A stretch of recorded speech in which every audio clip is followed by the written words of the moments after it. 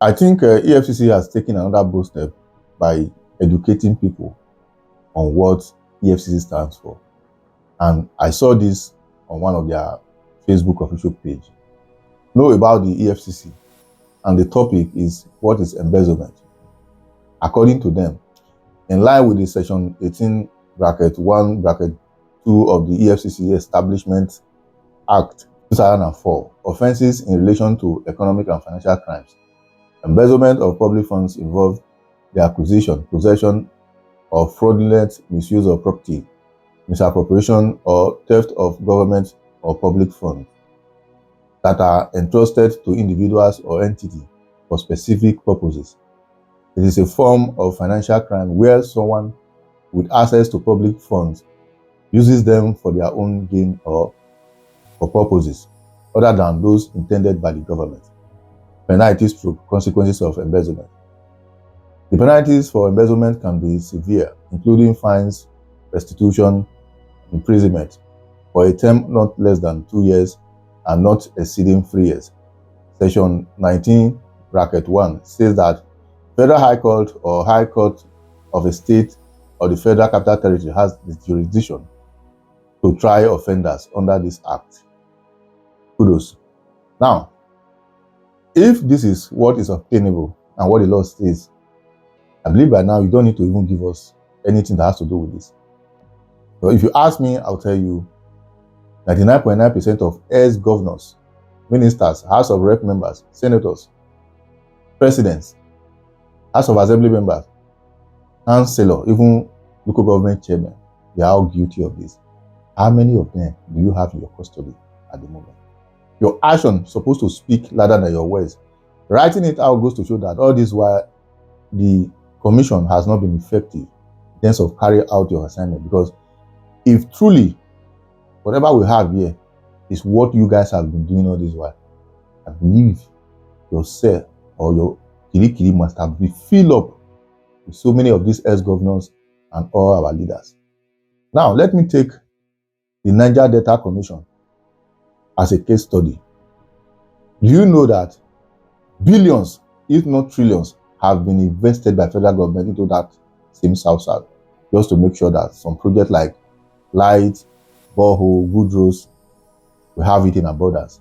But if you go there, it's the most underdeveloped part in the country at the moment. Do you know why? Some of those contractors connived with the chairman and those people saddled with the responsibility of making sure that those things are done. They siphon the money and they eat it. It is only in Niger Delta that you see they will put a signboard. This road is under so and so, that Niger Delta is going to be constructed and all that. You will see a caterpillar. Instead of tying the road, they will just grade the road. After some time, they will come and remove the caterpillar and the road is done. And nobody will ask questions. Are you saying these things does not land on your table on a regular basis? Because if it doesn't, and you are so much focusing on how to make sure that those that are spraying naira are always your target, that goes to show that there's misplaced priority. These are some of the things we are supposed to be doing. We're supposed to be hearing on a daily basis, so person that has served so office is in your custody. How many governors? The only governor we see at the moment is just Yaya Bello.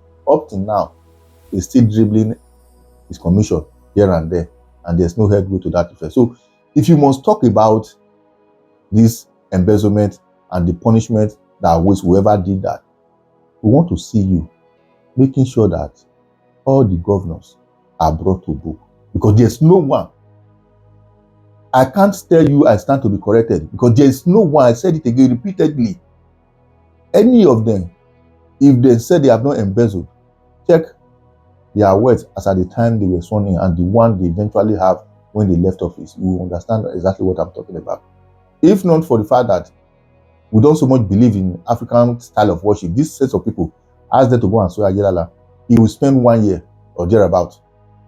So, sir, if you are not targeting the innocent poor people with this enlightenment, just to make sure that you prepare our minds towards some certain persons, you tend to use this same law to curb. You are supposed to practice it with those ministers, governors, senators, even presidents, of which almost like those ones are beyond your reach. You can't even invite them, let alone prosecute them.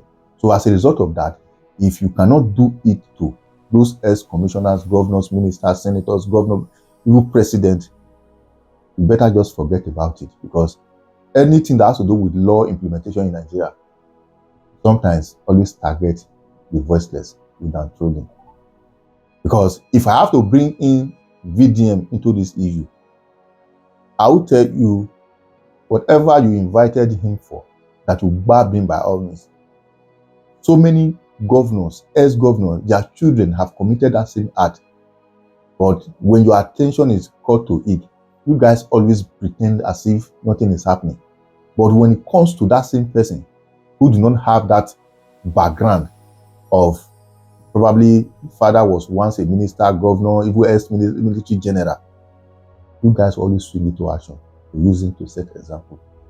Before I forget, I see these pictures of Naira mutilations of some persons out there. The same Naira mutilation that Iyabo Ojo, Imoni, and AY committed, I wouldn't see their placard. That same offense is what this same guy committed. How come you took their mugshot and you uploaded it on social media? What happened to those people? And this is where Nigerians are having problems with the commission.